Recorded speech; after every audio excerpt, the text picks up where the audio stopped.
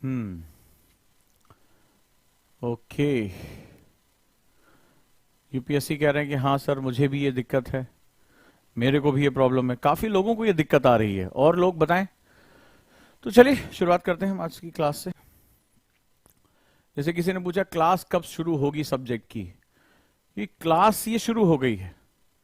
Subject तो तब पहुंचेंगे ना जब हमें पता होगा हमें करना क्या है।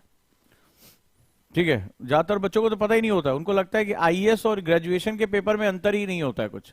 यहां यही स्टैब्लिश करने, जब तक माइंडसेट चेंज नहीं करोगे तब तक सिलेक्शन नहीं होगा। उस सब्जेक्ट मतलब ये यूनिवर्सिटी की क्लास थोड़े ना चल रही है कि सिलेबस बता दीजिए 5 साल का क्वेश्चन करके हम आईएएस बन जाएंगे। थोड़ा दिमाग को खाली करो, ठीक है, और नई चीजों पे सीखो। एक्चुअली क्या है कि आज की कहानी में 2 कैरेक्टर हैं। ये बेसिकली चंटू की मम्मी है और ये बंटू की मम्मी है। ठीक है, ये कैरेक्टर आपको आसपास मिल जाएंगे, ये चंटू की मम्मी और ये बंटू की मम्मी। तो दोनों आपस में बात कर, ध्यान से सुनना, ये कहानी आपकी भी हो सकती है। तो चंटू की मम्मी और बंटू की मम्मी मिली और आपस में उन्होंने बातचीत करना शुरू कर दिया। तो चंटू जो है वो बड़ा तेजूलाल टाइप का बच्चा है, क्लास में एकदम मोटा चश्मा लगाए और जो है वो बढ़िया पढ़ाई खूब जबरदस्त तरीके से पढ़ता। तो चंटू की मम्मी बोली हमारा लड़का तो हर बार जो है गोल्ड मेडल लेकर आवत है। ठीक है, गोल्ड मेडल मिला उसको। चंटू की मम्मी जो बोली उसको चंटू के बारे में कि भैया क्लास का टॉपर है, एकदम मोटा चश्मा भले चाहे लग गया लेकिन हर समय किताब में घुसा रहता है, किताबी कीड़ा है। हमारा लड़का तो पक्का जो है आईएएस निकाल के रहेगा, पक्का आईएएस निकाल के रहेगा। ये चंटू की मम्मी बंटू की मम्मी से बोली। अब बंटू हमारा जो है, तो बंटू हमारा ठीक ठाक है, मतलब ऐसा नहीं कि मार एकदम मोटा चश्मा लगाए, जो है वो अपना जो है काम भी करता है, सामाजिक रूप से एक्टिव भी रहता है। हमारा बंटू जो है वो अलगे मूड में चलता है। ठीक है, बहुत ज्यादा कमजोर है ना बहुत तेज है, ठीक ठाक है। लेकिन उसका जो लर्निंग कैपेसिटी है वो अपनी सोसाइटी से सीखता है, आंखें खोल के पढ़ता है। चंटुआ मतलब किताब के बाहर देखता ही नहीं है, उसको संसार ही नहीं है उसका, एकदम सब मिथ्या सा लगता है। ये थोड़ा सा अलर्ट रहता है। ठीक है, बंटू। तो बंटू की मम्मी बोली पता नहीं, बंटू हो सकता है कुछ पढ़े, हो सकता है ना पढ़े, कोई अभी कह नहीं सकते। लेकिन चंटू की मम्मी ने कहती है ना हमारा लड़का तो आईएएस बनेगा, सारे लक्षण उसमें है। तो इस तरह के कैरेक्टर हमारी सोसाइटी में बड़े प्यार से पाए जाते हैं, आप भी बहुत अच्छी तरह जानते हैं। ठीक है, हो सकता है आपके आसपास भी हो चंटू और बंटू, 2 कैरेक्टर हमारे। तब क्या लगता है चंटू आईएएस बन जाएगा? गारंटी है आईएएस बनने की, क्योंकि चंटू की मम्मी ये पता थी कि जो पढ़ने में बहुत तेज है, पढ़ने में बहुत तेज है, तो आईएएस में वही लोग आईएएस बनते हैं जो बहुत तेज होते हैं। और बंटुआ उतना तेज है नहीं, ठीक ठाक एवरेज, लेकिन दिमाग खुला हुआ है उसका, एप्लीकेबल स्टडीज है उसके पास, देख के सीख लेता है, व्यवहार से सीख लेता है। तो चंटू बंटू हमारे 2 कैरेक्टर हैं आज की क्लास में। ये आप भी हो सकते हैं, आपके आसपास भी हो। तो आज क्लास में आपको इससे सीखने को बड़ा मिलेगा। ठीक है, तो आपको यहां बड़ा मजा आने वाला है। हाँ, अब देखते हैं बंटू की तरह कि चंटू की तरह। तो क्वेश्चन है, क्या चंटू आईएएस बनेगा? क्या बंटू आईएएस बनने का सपना देख सकता है?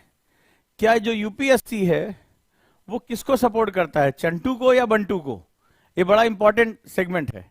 ठीक है, बड़ा इंपॉर्टेंट सेगमेंट है। चलिए आज देखते हैं कि यूपीएससी किसको सपोर्ट करता है, चंटू को सपोर्ट करेगा या बंटू को सपोर्ट करेगा। हमारे दोनों कैरेक्टर हैं। तो जब हम सिलेबस एनालिसिस करते हैं, यूपीएससी एनालिसिस करते हैं, तो हमें इसका जवाब मिलेगा कि चंटू या बंटू किसके लिए फेवरेबल है। राइट, तो चलिए हम आगे शुरू करते हैं अपनी बात को।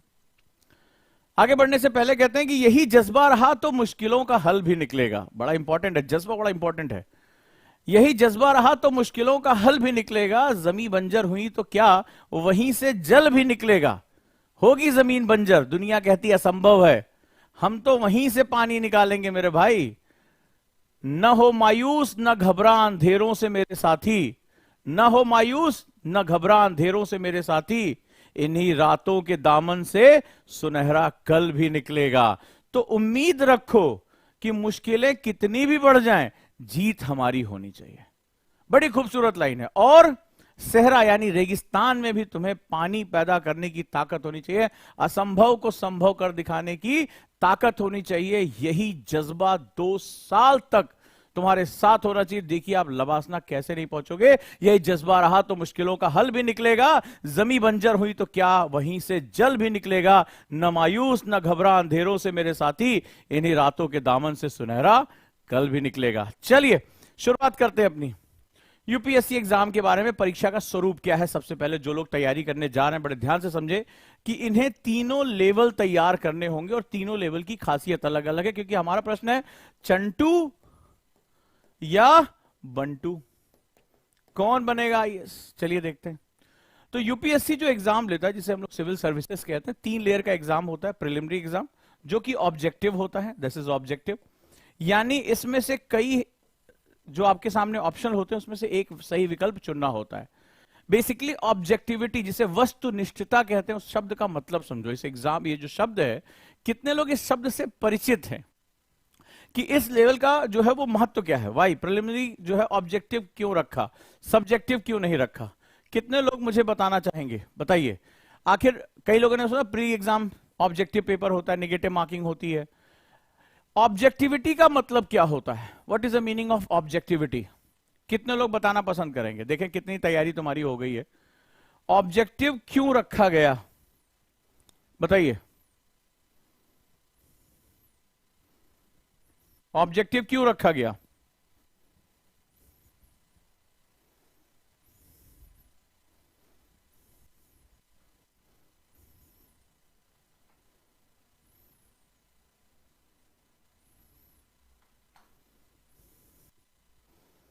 सभी लोग।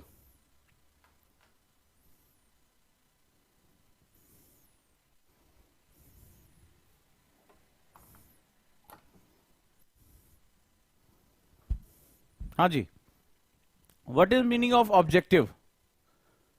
चलिए, बाहर निकालने के लिए ऐसा कुछ नहीं है, नहीं। देखें कितने लोगों को पैटर्न पता है, आज जरा देख लेते हैं। तो मैं खुद ही बता दूंगा तुम चंटू हो कि बंटू हो। तुम में से ज्यादातर लोग चंटुए हो, क्योंकि आईएएस बनना है, आईएएस की तैयारी करनी है। एक जो है वो पूछ रही थी कि वो सब्जेक्ट की क्लास कब शुरू होगी। तो मुझे बताओ ऑब्जेक्टिव क्या होता है, what is the meaning of objectivity. कोई कह रहा है छटनी प्रक्रिया, ठीक है, लंबी दौड़ करने थोड़े ना आए हो मेरे भाई। बताओ, ये हालत है कि तुम आईएएस का एग्जाम देने जा रहे हो, प्री रोज चिल्लाते हो, अभी लगातार क्लास चले, प्री में इतने बच्चे फेल हो गए। प्री एग्जाम है क्या, यही तुम्हें नहीं पता। वंडरफुल, तुम्हें तो लग रहा है बिना परीक्षा दिए तुम्हें आईएएस बना देना चाहिए यूपीएससी को, क्योंकि तुम चंटू हो। और पता नहीं इसके भी नीचे कोई कैटेगरी हो तो वो भी कोई दिक्कत नहीं है, क्योंकि तुम्हारे साथ दिक्कत ये है कि तुम जिस एग्जाम के लिए जा रहे हो उसका नेचर ही तुम्हें नहीं पता। तुम्हें लड़ना है शेर से, और तुम जो है वो बकरी के जो भेड़ होती है उसका ऊन उतारने का जो है वो कैंची लिए घूम रहे हो। तो तुम्हारे साथ दिक्कत ये, खा जाएगा तुम्हें शेर, तुम्हारा खाया जाना तय है, ज्यादा दिन बचोगे नहीं इसमें। ऑब्जेक्टिविटी जो होती है वो एक रीजनिंग माइंड को तय करती है। कल मैंने आपको क्या सिखाया था, कल की क्लास में यूपीएससी किस तरह के लोगों का चयन करता है, मैंने आपको बताया था ना, आप लोगों ने शायद लिखा नहीं, ठीक है। जैसे किसी ने लिखा अप्लाइड नॉलेज, बात हुई है, ठीक है। कोई कह रहा है कि छटनी के चक्कर में यूपीएससी चटनी बना देता है। किसी बने ना बने लेकिन तुम्हारी जरूर बनेगी, ठीक है। और यूपीएससी गा गा के पीसेगा तुम्हारी चटनी, कि चटनिया ए रामा सिलवट पे पीसी, तुम्हारी तो बहुत कसके चटनी बनने वाली है, लेकिन चटनी नहीं बनेगी, क्योंकि जब सोना तपाया जाता है तो वो कुंदन बन जाता है। तो आप जो है वो बेहतरीन बनेंगे। अब हम बात करते हैं ऑब्जेक्टिविटी क्या होती है और ऑब्जेक्टिव सिनेरियो का मतलब क्या होता है। बेसिकली ऑफिसर का पहला गुण होना चाहिए, कल जो मैंने आपको बताया था, रीजनिंग माइंड होना चाहिए, राइट, रीजनिंग माइंड। तो रीजन का मतलब होता है तर्क शक्ति विकास।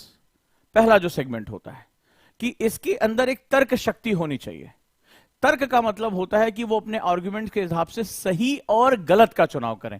तो अगर हम ऑब्जेक्टिव क्वेश्चन को देखें, ठीक है, ध्यान से समझिएगा, बड़ी इंपॉर्टेंट बात कह रहा हूं। कोई छटनी, कोई चटनी, पता नहीं क्या क्या बोल रहा था, ठीक है। तो हमें समझ में आ गया तुम चंटुए हो और इससे ज्यादा कुछ नहीं होने वाला है। 2-4 साल यहां अपना टाइम पास कर लो, फिर पिताजी को बताना कि नहीं हुआ, यूपीएससी बड़ी बेवफा है, ठीक है, ये सब कर लेना, लेकिन ये मत सोचना कि हम क्या तैयारी करने आ रहे हैं।